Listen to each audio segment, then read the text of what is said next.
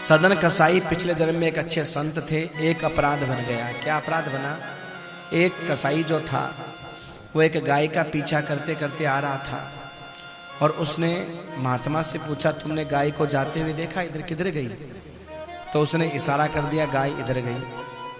और जैसे इशारा किया तो उस कसाई ने उस गाय को पकड़ा और पकड़ करके उसको मार दिया। अब सजनों, क्योंकि अगर वो महात्मा नहीं बताते तो वो गाय बच जाती। ये अपराध ऐसा बना, ये सत्य उनके लिए ऐसा जहर बन गया कि उनको अगले जन्म में कसाई के घर जन्म लेना पड़ा। पर कसाई के घर जन्म लेने के बाद भी सजनों उनकी भक्ति कम नहीं हुई। हाँ, भजन में कोई कमी नहीं थी, भजन निरंतर चलता था। मांस तोला करते थे लेकिन भगवान के ध्यान में रहते थे। इतने ध्यान में रहते थे कि कोई 2 मांगता था तो 5 दे देते थे, 5 मांगता था तो 2 किलो दे देते थे। होता क्या था, जो 2 की जगह 5 लेके गया है वो तो खुश, पर जो 5 की जगह 2 लेके जाता था वो आकर के मारता था इनको। अगर ग्राहक को माल कम मिला तो ग्राहक मारे, और ग्राहक को ज्यादा दे दिया तो घर वाले मारे। मार दोनों तरफ से पड़ती थी महाराज। भगवान ने मन में सोचा, मेरा भक्त है बेचारा बड़ा दुखी है।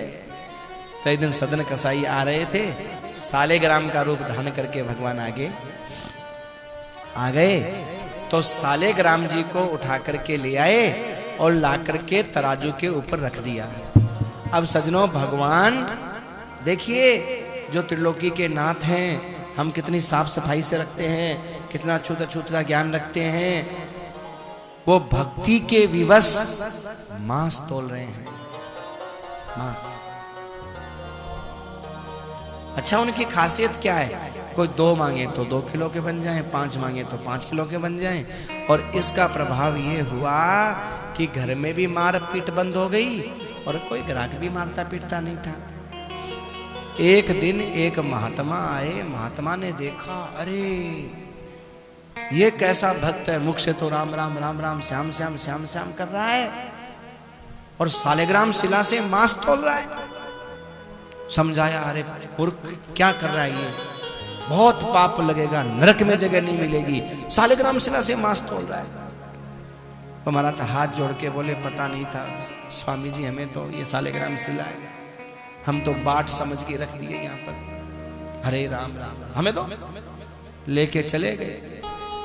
अब सजनों फिर वही पिटाई शुरू बेचारे की, उसकी तो वही मार। कम तोले तो ग्राहक मारे, ज्यादा तोले तो घर वाले मारे। अच्छा, महात्मा जी भी सालेग्राम जी को लेके आए, खूब नहलाया धुलाया, झूले में झुलाया, कीर्तन करवाया। पर रात को महात्मा जी को सपना दिया। इधर तो सदन कसाई रोता रहा, पूरी रात रोता रहा। कुछ भी कहो, कितना प्यारा था महाराज, बस सलोना था। हाँ, हमारी गलती हो गई, हमसे गलती हो गई, भगवान थे वो, हमें पता नहीं था, हमारी गलती हो गई। अब सजनों, हुआ क्या, रात को महात्मा को सपना दिया कि महात्मा जी मुझे वापस सदन कसाई के पास छोड़ के आना। महात्मा बोले, क्यों? हमारे भजन सुनने में कोई आपको नहीं, आपके भजन अच्छे हैं, आपका झूला अच्छा है, लेकिन जो लोरी सुनाने का आनंद सदन कसाई के पास आता था ना, वो आपके पास नहीं आता। जो झूला सदन कसाई झुलाता था, कौन सा झूला? तराजू में बैठे जैसे ही मांस डालते तो कभी ऊंचे होते, कभी नीचे होते, कभी ऊंचे होते। अरे महाराज, वो झूला दिन में कई बार झूलते थे ठाकुर जी। मुझे तो उस झूले की आदत पड़ गई है, मुझे वहीं छोड़ के आ जाना। तो सदन कसाई के पास में छोड़ करके आ गए। सदन कसाई ने भी मन में सोचा, हमसे अपराध हुआ, प्रायश्चित कैसे हो? तो कहा, प्रायश्चित का एक ही उपाय है, जगन्नाथ जी के दरबार में जाओ और जगन्नाथ भगवान तुम्हारे ऊपर कृपा करेंगे। तो जगन्नाथ जी की तीर्थ यात्रा के लिए चले। बेचारा कसाई था, कोई अपने ग्रुप में रखा ही नहीं, अकेले ही चल दिए।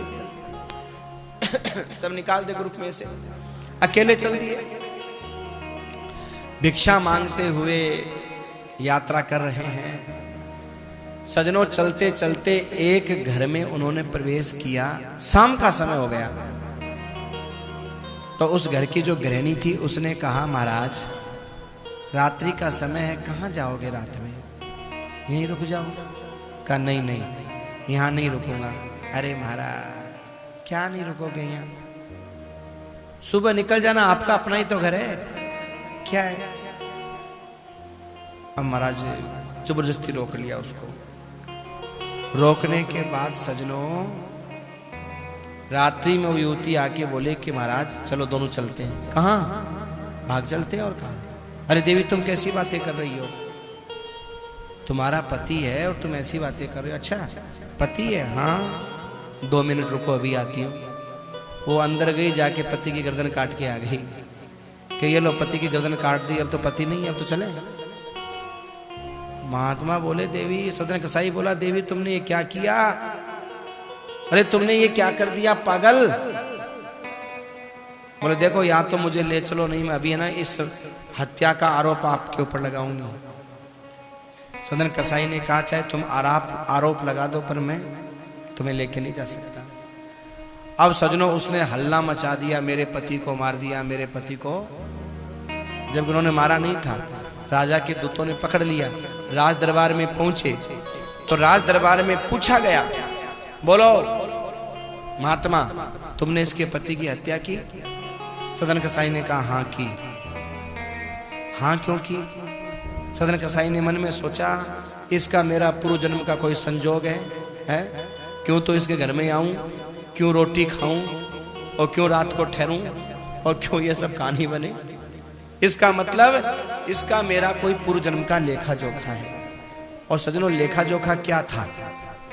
ये जो स्त्री थी ना, ये वही गाय थी जिसके लिए महात्मा ने इशारा किया था, इसी सदन कसाई ने, जिसके कारण इसकी मौत हुई। और जो इसका पति था वो वही कसाई था जिसने उस गाय को मारा था। अब वो गाय उसकी पत्नी बन गई, वो उसका पति बन गया।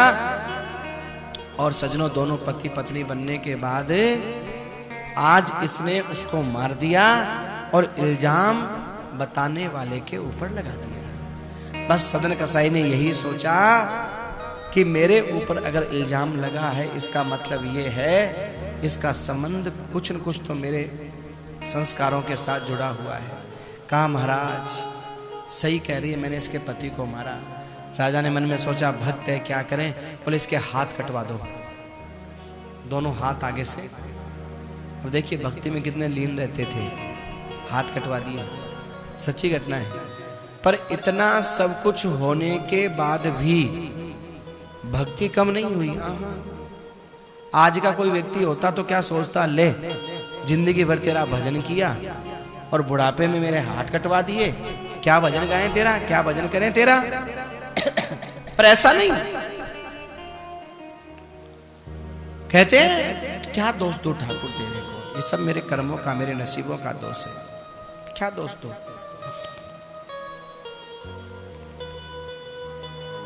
जगन्नाथ जी के दरबार में गए, जगन्नाथ भगवान ने पालकी भेजी, पुजारियों से कहा जाओ पालकी लेकर के जाओ, मेरा भक्त आ रहा है। सदन कसाई को कहा कि आप बैठो पालकी में। वो कहनी महाराज नहीं बैठो। अरे जगन्नाथ भगवान का आदेश है, कैसे नहीं बैठोगे आप, बैठना पड़ेगा। सदन कसाई ने कहा जय हो ठाकुर, पहले तो हाथ कटवा दिए, अब पालकियों में बिठा रहे हो, तेरी लीला बड़ी न्यारी है महाराज। हाँ? तेरी लीला अजब निराली, तेरी लीला अजब निराली, लीला अजब निराली, तेरी लीला अजब निराली, बड़ी अजब निराली लीला। समझ नहीं सकते आप। हम तो उसके हाथ की कठपुतलियां सजनों, हमारे हाथ में कुछ भी नहीं है, कुछ भी नहीं है। हम सोचते क्या है, होता क्या है। कभी कोई अपना बुरा सोचता है क्या? मैं गिर जाऊं कि पड़ जाऊं कि मर जाऊं को सोचता है? फिर गिरते भी हैं, पढ़ते भी हैं, मरते भी हैं। क्यों? क्योंकि हम उसके हाथ की कठपुतली हैं। और जैसा वो नचाता है ना, अब मैं नाचो बहुत गोपाल, अब मैं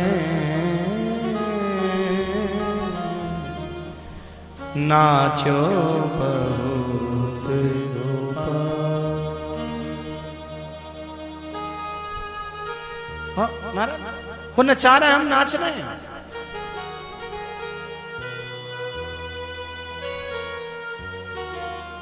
सदन कसाई को पालकी में बिठाया, मन में सोचने लगे, वाह ठाकुर तेरी लीला बड़ी निराली है, पहले हाथ कटवा दिए अब पालकी में बिठा रहा है। जगन्नाथ जी के दरबार में गए, पुजारियों ने कहा महाराज प्रसाद लो, हाथ ही नहीं, और प्रसाद नहीं ले पाए, इतना दुख हुआ, वो कटे हुए हाथों को जमीन में रगड़ने लगे। जगन्नाथ जी की कृपा ऐसी हुई, दोनों हाथ वापस आ गए। बोलो जगन्नाथ भगवान।